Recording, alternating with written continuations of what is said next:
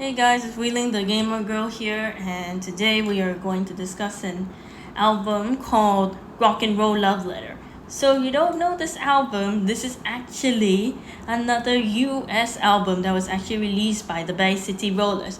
It was only released in North America in early 1976 by Arista Records. This release was actually supported by two singles, Money Honey and the title track, Rock and Roll Love Letter, which both received commercial success on the US Billboard 100. It was later included on their next album, Dedication, which was released internationally.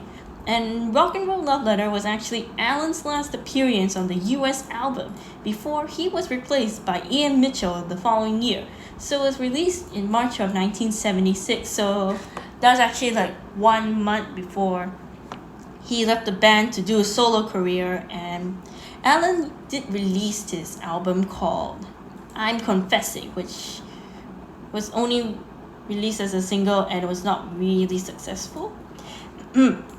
On the 11 tracks for this record, they were actually lifted from the Rollers' 1975 UK release album Once Upon a Star. 7 actually came from Wouldn't You Like It, and 2 were produced and recorded singles. The cover art actually features from the same photo as Wouldn't You Like It? So the album did reach number 1 in Canada in March of 1976. This jumped from no 25 from the position for the single week to depose their previous album Bay City Rollers from the top slot.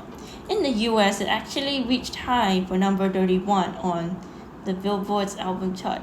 2 singles from their disc was made onto the Billboard's Top 40 Money Honey, which actually reached number 1 in Canada.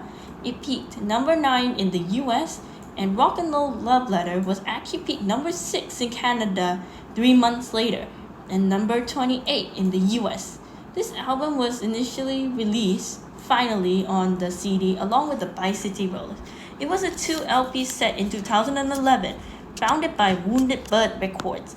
So actually all of the tracks were actually released by Eric Faulkner and Stuart Woody Wood, as mentioned previously where it was noted. So Rock and Roll Love Letter was actually a cover version by Tim Moore the last time. I've mentioned this before. So yeah.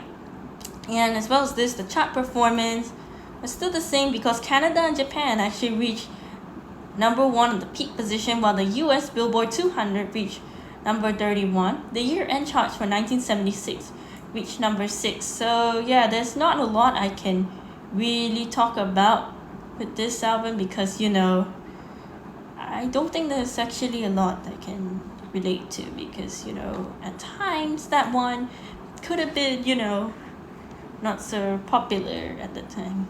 You know what I'm trying to say? Because I think for myself, in my opinion, that yes, I think not all the songs are actually included on their album, but I do believe that's one of the reasons why it's sometimes included, sometimes they won't. So it actually depends on which album you're buying. And I do believe some of the Bay City Rollers tracks are available in some of the stores.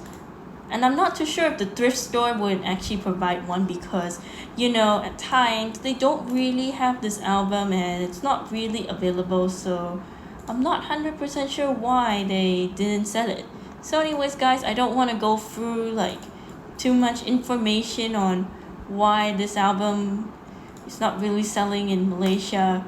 I think we all know our reasons why they did this, and if it's not being sold in Malaysia, you just have to accept it that not all bands will tour in your country. Some will, but some won't. So just take it as a lesson learned because normally you'll see the band performing in your country, some of them won't.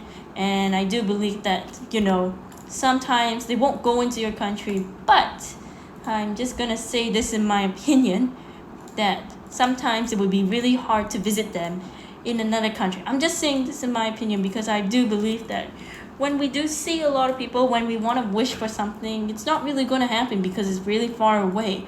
And whereas some people would live in Southeast Asia, yeah, it's a little far, so they would actually kind of recommend to stay in Southeast Asia only and East Asia, if I'm not mistaken.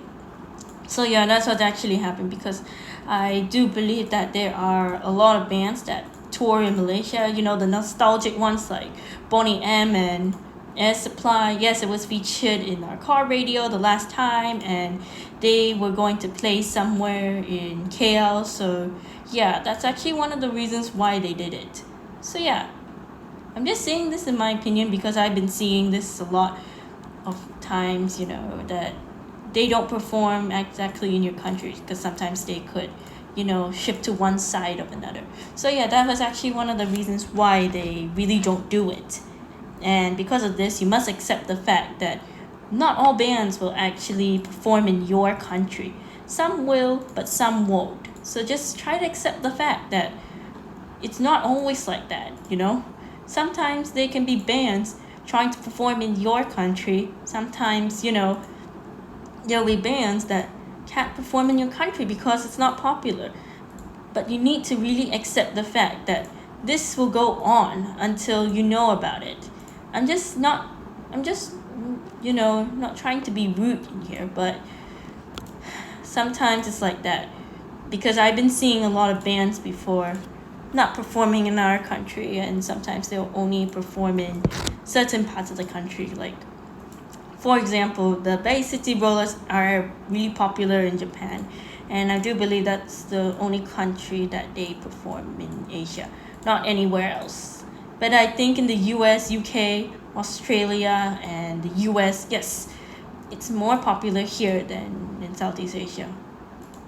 So I'm just saying this in my opinion that, you know, even if this album wasn't available in Malaysia, I do believe, you know, YouTube is still available, and it saved the day for me because I don't really have that album. But, you know, at that time, there weren't a lot of Bay City Rollers albums or comics back in the 70s, and they only costed like £1 at that time because they couldn't have like a lot of the fancy magazines at the time. But now, since technology developed, yeah, you can just read them online instead of buying it physically.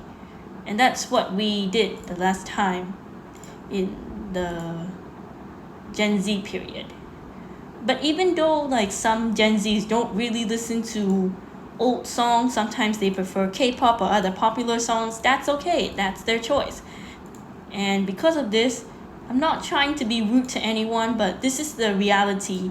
When you get CDs like this, sometimes we all have different opinions whether to listen to the music or not. I may be an oldies girl along with the popular generation, and that's okay with me. But I'm not trying to be rude to everyone because this is what I've been seeing in real life. So yeah, that's what actually happened. Anyways guys, I think that's all for the video, and I'm gonna sign off.